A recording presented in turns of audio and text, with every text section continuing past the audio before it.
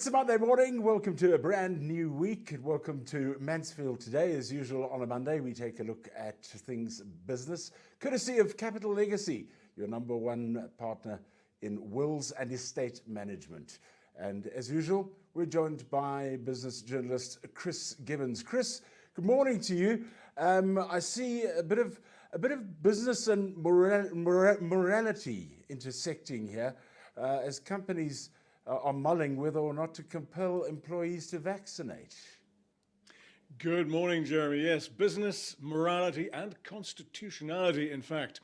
All of this as a result of Discovery's announcement that it will go this route and expect all its staff to be vaccinated by the beginning of next year. Discovery CEO Adrian Gore says it's a moral imperative, given that the company has lost upwards of 14,000 clients and over 200 staff members to COVID. Discovery joins a number of big American firms making vaccination compulsory. Goldman Sachs, the giant investment bank, among the latest to do so. But can a company go this route, Chris? I mean, legally, Adrian Gore says Discovery has taken legal advice, Jeremy, and the answer is yes, it can do this. A couple of other big-name CEOs, however, say their legal advisors are advising against it. They're saying no, that this would conflict with an individual's constitutional rights here in South Africa.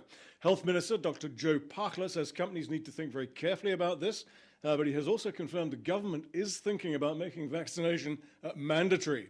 And I've seen reports that suggest that access to public events might be limited to just the vaccinated. That's being done in certain European countries, as I'm sure you're aware. France, for example, has a digital pass, Sunny Pass, as they call it, which you have to show to be able to access bars, cafes, restaurants, museums, all that sort of stuff. President Ramaphosa has also said, yes, employees can refuse vaccination, but rights have limits. And there's one local wag I saw on Twitter, Jeremy, suggesting that if you want South Africans to get vaccinated, you have to just deny them access to the booze shops and the soccer stadiums until they do. Has the Department of Labour issued any sort of guidelines on this? Yes, they are saying you can implement an all staff to be vaccinated policy, but with certain provisos. In essence, if you announce such a policy and an employee says, no, I'm not going to be vaccinated for whatever reason, then you have to offer that employee counselling, which means a conversation with a doctor or a trade union representative or similar, and you would then have to try and move that person to a position in which he or she has no contact with either the public or with other staff members. Sounds a little bit tricky to me, but they also stop short of saying, well, look, if that person still refuses a vaccine, you can fire them. My guess is that this could well wind up in the Constitutional Court, your right as an individual to refuse a vaccination versus your duty not to run around infecting other people. One thing's for sure, whatever is decided, government needs to roll out a digital vaccination certificate as a matter of priority, and also make sure that it's fraud-proof. Yeah, that's part of the problem. I mean, my little slip of paper that I was given last week when I got my second jab, I had visions of arriving when we can travel to places like the UK, and somebody in the UK sitting and looking at this and saying, what the hell is this? This means nothing. You could have done this on your laptop. Interestingly, I'm traveling to Germany in 10 days' time. And in fact, I'll be reporting in a fortnight's time for mansfieldtoday.com from Germany. And the German embassy website here in South Africa says the normal South African vaccination card, the thing that you're describing, which I've got as well, that is going to be acceptable in Germany as proof of vaccination. I'll believe that when I actually get to the border and they let me in. And get through. Yeah. Let's go back to Discovery, because purely on the business side, Discovery seems to be under pressure, Chris. No question about it. As Adrian Gore was delivering the mandatory vaccination news, Jeremy, he was also delivering Discovery's annual results. No dividend because of pressure from COVID-19, and that's despite a very strong profit, 3.22 billion rand for the year to end June, which is up 1,730%. How about that number on the previous year's 176 million? Headline earnings per share up 910% from 45 cents last year to 454.7 cents this year. So what's behind this no dividend? Well, Gore talks about uncertainty flowing from the pandemic, but he's also warning that a rights issue might be on the card because they needed 1.5 billion rand to fund their Chinese business, Ping An Health, as I believe it's called, Ping An Health Insurance. And he also almost certainly has a weather eye on Discovery Bank, which lost just under 1.1 billion rand in the fiscal year. Now, that's to be expected when you roll out a new bank, but there's an old saying, yeah, a billion here, a billion there. Pretty soon you're talking about real money. A sharp twist in China, a misstep at the bank, an uptick in COVID-related expenses. I think Discovery is simply being prudent here. Shareholders won't like it, but you know what? A strong war chest in these very turbulent times is an extremely sensible thing to have in your locker. Yeah, absolutely. I see Naspers and subsidiary Process are making this is a massive bet that they're making on India. Huge. And just to remind everyone, Jeremy, Process is the spin-off from Naspers, designed to hold its internet interests, including the big stake in China's Tencent. Process listed in Amsterdam. Naspers still controls it, of course, through a 75% shareholding. Now, we know, as we've been reporting here, that Tencent has been taking strain from new rules and regulations issued by Beijing. And as any investment advisor worth their salt will tell you, don't put all your eggs in one basket. Diversification is the key. So a while back, Naspers sold a couple of percent of Tencent to free up some cash and went shopping. And they have just now spent $4.7 billion US, that's 68.7 billion rand, thereabouts, on Indian payments business BillDesk. Process is already in India through an online education platform called Baiju and a food delivery company called Swiggy. But the purchase of BillDesk more than doubles the size of its payments business, and it's also Process's biggest ever acquisition by some distance. Was it a good deal? I mean, will it work? What's your opinion on this one? Well, it was a very expensive deal, Jeremy, as you've pointed out. That I can promise you. BillDesk had previously been valued at just $1 billion US. Its three founders each scoop $500 million for their pains. They founded the company in the year 2000. It's the largest player in the utilities bill payment sector. Will it work? Well, India is a notoriously difficult place to do business in. Culturally as much as anything, but also because India's top businessmen are just so damn smart. But here's the thing, Chris Becker learnt the hard way with Tencent in China. First time around, he sent a team of South African businessmen there to run the operations, and they got eaten for breakfast. Short and simple, it cost Naspers a tidy sum of money. But Becker didn't give up. He went straight back in, this time put Chinese managers in charge, different culture, different work ethic, and the rest, as they say, is history. And as long as that kind of approach is followed in India at BillDesk, and why wouldn't it be, then I think the acquisition has every chance of success. Will it turn out to be as big as Tencent? I'd be very surprised if it did. That was a once-in-a-lifetime bet, but there's no reason why it shouldn't be highly successful.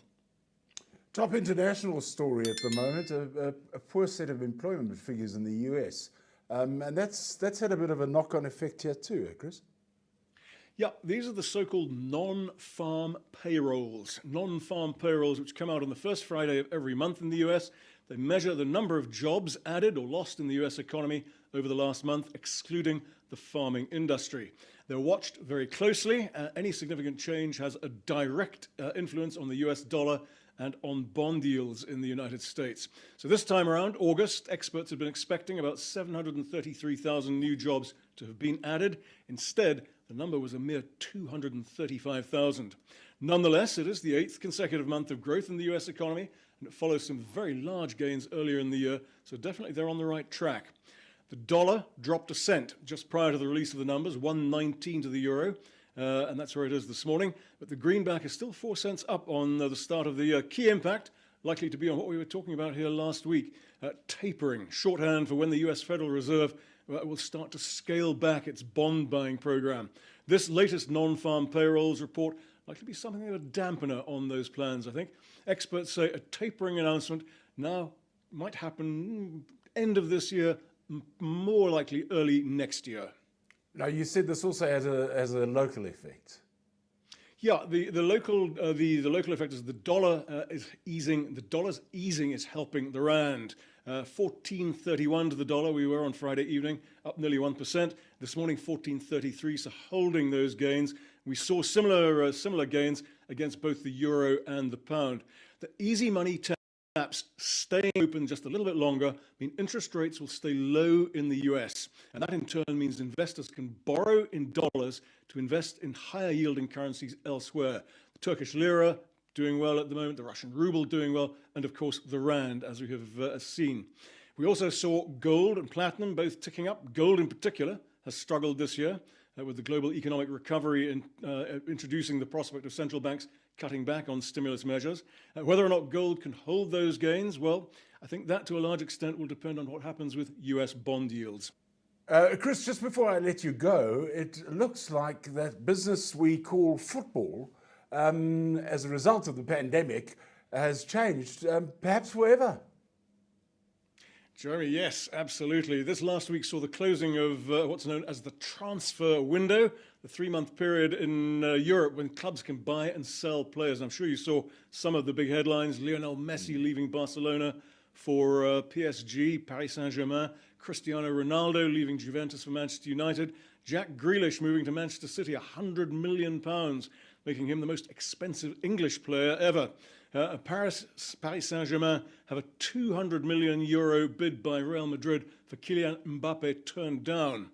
All fairly predictable, I think, in many respects, but it's worth looking a little bit closer because, first, the amount spent on transfer fees, according to consultancy Deloitte, is down €250 million compared to last year. That's just €3 billion, and sharply down on the pre-pandemic €5.5 billion 2019. This means all the clubs are suffering. No fans has meant a big drop in income. But some clubs have debt mountains. Think Real Madrid, Barcelona, Juventus, while others have very wealthy owners with almost unlimited reserves. Think Manchester City, Chelsea, Paris Saint-Germain, and add Manchester United to the last three. They have an owner with very deep pockets, but not unlimited in the way of the other three, but is a club which has been very, very well run with an extremely diverse set of income streams. Barcelona alone owes over €1 billion. Think about that, €1 billion. And they don't have Messi anymore. And they've also been selling other top players as fast as they can get rid of them. Run all of this together, and it's clear, I think, that the balance of power in European football has swung away from the traditional powerhouses like Real Madrid and Barcelona and towards the financially independent and very, very wealthy Manchester City, Manchester United, Paris Saint-Germain, and Chelsea. Those are the names to listen out for in the coming years. Not just this season, in the coming years. Well, there you have it. Not just your business, but your sports report as well, courtesy of Chris Gibbons. Lovely to have you with us, Chris. We'll catch up with you again next week. And Chris, as usual, comes to you courtesy of Capital Legacy, your #1 provider of wills and estate management. Thank you for joining us. If you did enjoy it, then press the subscribe button. But we'll catch you next week for Business with Chris once again. Goodbye.